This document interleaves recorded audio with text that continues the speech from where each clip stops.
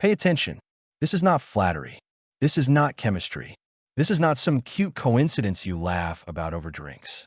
When a woman starts copying everything you do, she's not bonding.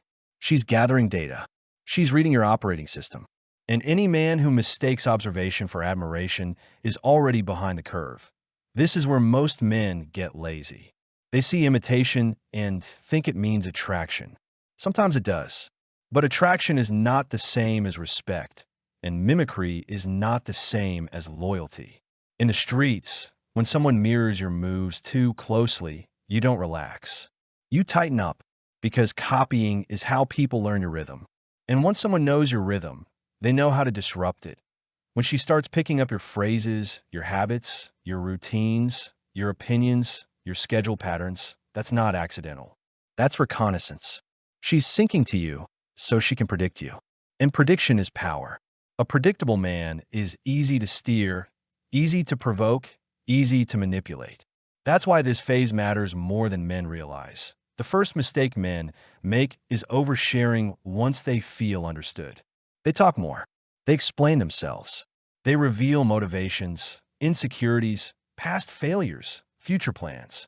They think openness creates closeness. What it really creates is a map. And once she has the map, she doesn't need to ask where you're going. She already knows how to intercept you. A wolf never hands out the blueprint to his den. The moment you notice imitation, the first rule is this: stop feeding the pattern. Don't change yourself to test her. Don't exaggerate to see if she follows. That's amateur shit. You don't play games. You go neutral. You simplify. You become less reactive, not more expressive. You reduce emotional leakage. You keep your routine stable, but your inner world private. Here's the harsh truth men hate hearing. Some women mirror to bond. Others mirror to control. And the difference only reveals itself when you stop giving them material. If she loses interest when you stop oversharing, she was feeding on access, not connection.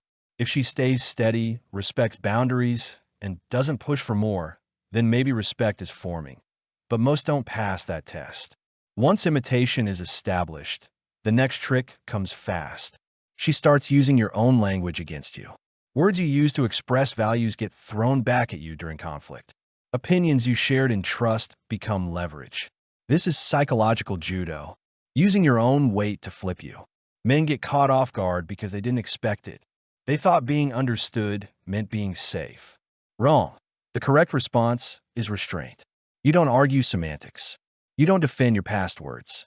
You don't get emotional trying to correct her interpretation. You disengage from the frame entirely.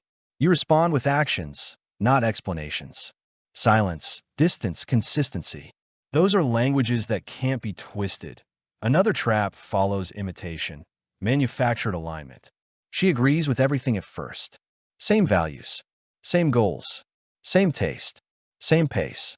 It feels like destiny. It's not. It's mirroring to lower your guard. Once you're relaxed, once you invest, once you commit emotionally, the differences appear. Slowly, then all at once. And by then, you're already attached. A sharp man watches for disagreement early. Not fights. Disagreement. Independent thought. A woman who never challenges you early is not aligning. She's adapting. And adaptation without identity is unstable. When a mask drops, confusion begins. And confusion is where power shifts. Here's the counter. You don't reward blind agreement. You don't chase harmony. You state your position once and observe. You allow space for difference. If she mirrors again, you take note. You don't confront. You catalog behavior. Patterns don't lie. People do. Once she's read you, the next move is emotional testing. She'll provoke reactions to see if your responses match her predictions. A delayed reply here. A sudden mood shift there. A subtle jab disguised as humor. She's checking accuracy. Seeing if you respond exactly how she expects. This is where men fuck up hard. They react. They explain. They try to clear misunderstandings. They play right into the experiment. Every reaction refines her model of you. Every emotional spike gives her more control. The wolf response is unpredictability without chaos. Calm where emotion is expected. Distance where engagement is baited. You don't lash out. You don't overcorrect. You stay grounded. When your reactions stop matching her predictions, the control weakens. Another move comes after that: emotional mirroring. She reflects your feelings back to amplify them. If you're excited, she escalates. If you're frustrated, she intensifies it. This creates emotional loops. High highs, low lows, addiction. Men confuse this with passion. It's not. It's stimulation. A disciplined man doesn't chase emotional peaks. He values emotional stability.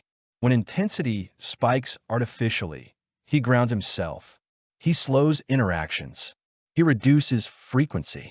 He doesn't let his nervous system get hijacked, because once your emotions are hijacked, your logic is gone. And that's when bad decisions happen. Then comes the comparison phase. Once she knows you well, she'll compare you subtly to others. Exes, friends, imaginary standards. Not directly, indirectly, just enough to see if it shakes you. This is designed to test your confidence and reassert dominance. The response is indifference. Not fake confidence, real indifference. You don't compete for validation. You don't prove yourself. You don't explain why you're different. A man who knows his worth doesn't audition. If she escalates comparisons, you disengage further. Not out of spite, out of self-respect. You don't stay where you're measured against ghosts. Another trap is role assignment. After imitation, she tries to lock you into a role she can manage. The supporter, the fixer, the emotional anchor, the stable one while she explores chaos. Men accept this thinking it's loyalty. It's not. It's containment. The wise move is balance. You don't become her emotional dumping ground. You don't carry her chaos. You don't sacrifice your mission to stabilize her moods. You maintain your priorities. You keep moving forward with or without her alignment. A man on his purpose is hard to manipulate because his life doesn't revolve around one person. Here's the big truth. Women don't mirror men they fear losing control over. They mirror men they want to understand. And understanding is the first step to influence. That doesn't make women evil. It makes them strategic. And if you're not strategic too, you'll get played without ever realizing it. The goal is not to dominate. The goal is to remain sovereign, self-directed, self-contained. A man who knows himself doesn't need to perform. He doesn't need to impress. He doesn't need to chase validation. He watches. He chooses. He walks away when alignment breaks. That's how wolves are built. Not through anger alone, through awareness, through discipline, through refusing to be predictable in environments designed to exploit predictability.